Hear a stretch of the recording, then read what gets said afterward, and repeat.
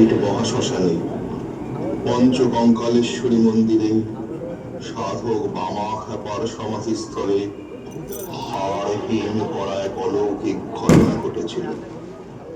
কি ঘটেছিল সেই রাতে দেখুন।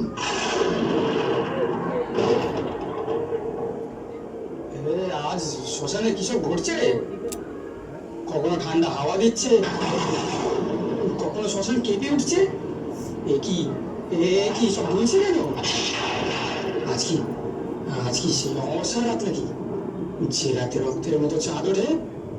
হ্যাঁ হ্যাঁ, ওই তো চাঁদ উঠেছে। চলে চলো, ভাগ ভাগ ভাগ, পালা পালা পালা পালা পালা সব।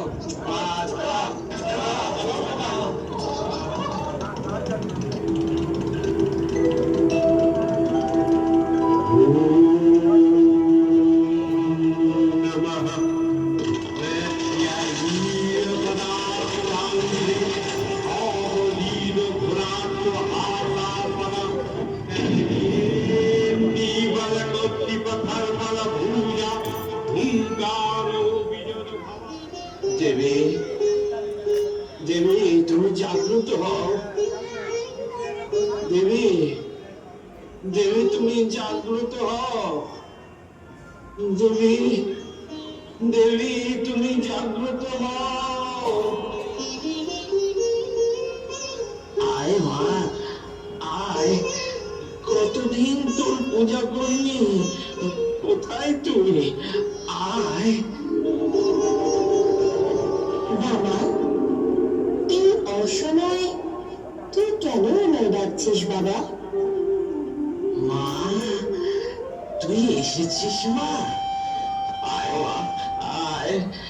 জগতের এই দুঃখ দুর্দশা আমার সহ্য হচ্ছে না রে মা, তাই আমি এসেছি তোর পুজো করবো বলে। তবে তাই হোক। এই দেখ, এই দেখ আমার, আমি তো এসেছি। মুহূর্তেই ভীষণ ভয়ঙ্কর রূপে মহা শ্মশানে দেবীর আবির্ভাব হল।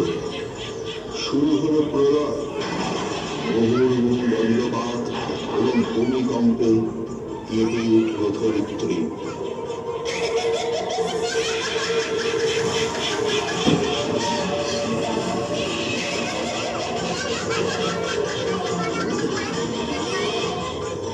না না, হতে পারে না। কে তুই? কি ভীষণ ভয়ঙ্কর রূপ! কে তুই? কোন দেবী না পিশাচিনী? যা, চলে যা চলে যা চলে যা।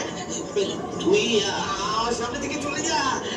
তোর এই রূপ আমি সহ্য করতে পারছি না। চলে যা চলে যা চলে যা।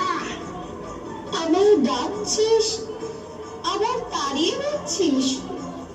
না রে মা, আমি যে তোর এই রূপ সহ্য করতে পারছি না রে মা। তুই আমায় চিন্ময় রূপে দেখা দে মা। তুই আমায় জগৎ জননী তারা আমার রূপে দেখা দে। ঠিক আছে বাবা, তবে তাই হোক। তথাস্তু।